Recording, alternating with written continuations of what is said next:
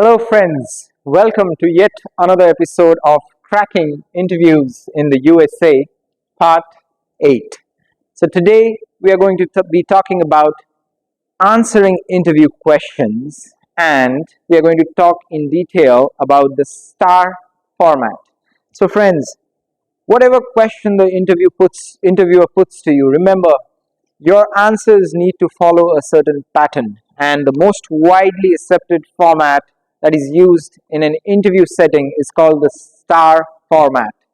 STAR, where ST stands for the situation or the task, A stands for action, and stands for the results. So basically, you'll have to answer each interview question in this format. First, describing about the situation, then talking about your action, and then what results did it bring. So let's dive a little deeper into this. First is the situation or the task at hand. So you need to be discussing things such as, you know, what was the background, what was the issues that you were dealing with, what was your organization, when was it, things like this. So discussing about the situation or the problem in hand, right? Now you move on to the action part. The action part is the most important part because it demonstrates what you did to solve the problem, right? What innovations did you bring? Who did you collaborate with, right? So I've often heard, candidates speak about actions in a we, that we did this, we achieved this. So although it's important that you do bring out the we element because you don't pluck stars out of the sky on your own, it's done in a team, but it's necessary to prove your skills and what you brought to the table in solving that situation or the task in hand. So don't forget that. And the most important part in this format is the result. After whatever you have done, all your efforts and your collaborations, what did it lead to? Always quantify your results, like did you bring new business, how many clients did you bring, or what was the volume of the dollar amount that you saved. I saved because of my effort, the organization was able to save this many $1 million. Or you could even quantify it in terms of percentages, like I was able to improve the efficiency by 50% or by 70%. And sometimes these results can be a failure as well, right? We know in the course of our business and in the course of our work, not everything is a success. So if you can also bring out failures, but you need to mention what did you learn from those failures, what were the lessons learned, and how you took those lessons and implemented a successful project later on. So this is how you answer questions in the STAR format, right? Now another question is, how long should I take to answer each question in this format? So normally each question should be answered in a duration of maximum 2 to 3 minutes, depending upon how much they want to dive deep into that topic.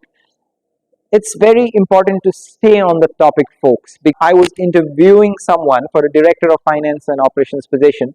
Now this person had elaborate experience handling a conglomerate, right? He had been the group CFO, and he could not answer even one question in the STAR format. He started with philosophy, he was beating all around the bush, and the interview was a disaster. And it's also necessary to learn from the body language of the interviewer, because we were bored with whatever he had to say without putting in any figures or without having any style to the conversation. So always remember the STAR format when you are giving your answers. So let me give you a practical example of how to answer a question in the STAR format. Suppose I was asked a question about, tell me about a challenging situation that you handled. So what would be my response? Uh, I led the finance and operations for a large organization, and we had a historic international transfer of livestock between two nations. Such a volume of livestock transfer had never happened in the history of my country, and I got to lead that. It was very challenging because the casualty rate in the case of an international livestock transfer is above 5%, and I had to ensure that the process went smooth. And moreover, the process was also covered by international media and even by Netflix and by national medias of both countries. And there were diplomats and ambassadors attending the event. So it was a high profile event, and many things could have gone wrong. So As the head of operations, I networked with the airport authorities. I held several meetings with the customs department, with airport security, and then with the various departments within the airport which hands out VIP passes and the different passes to get onto the tarmac and to be able to shoot videos on an international airport. So it was a lot of collaboration and lot of networking. I also held several meetings with my counterpart in other countries from where the livestock transfer was coming in. At the end of every day, I used to sit down together with my team and with other related departments to learn about the progress that each department was making. So we had a stand-up every evening, like a scrum, to to know what was the expectations, what we were going to do in the next day. And I'm so happy to inform you that this livestock transfer was one of the most historical events in the history of my country. There was no casualty. Things went very smoothly. All the livestock landed safely. The event was smoothly organized, and there was great coverage by national media and international media. And this also helped to establish me as a top performer in my organization. And the project itself was huge because it was going to benefit 500,000 families. And it really is one of the most significant achievements in my career. So, friends, did you see how I handled the question? I first spoke about the situation, then I spoke about what I did, I jumped into the action, and then I ended it with the results. What was the impact of my action?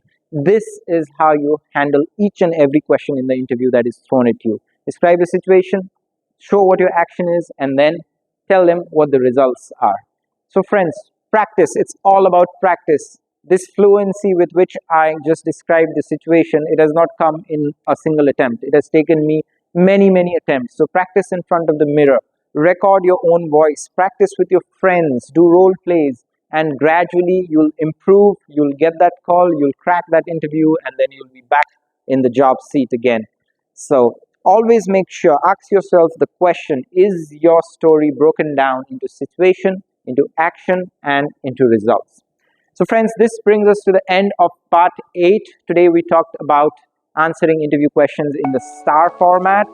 And I can't wait to hear about your success stories. Practice, folks. And I'll see you in the next part. Always believe in the right karma.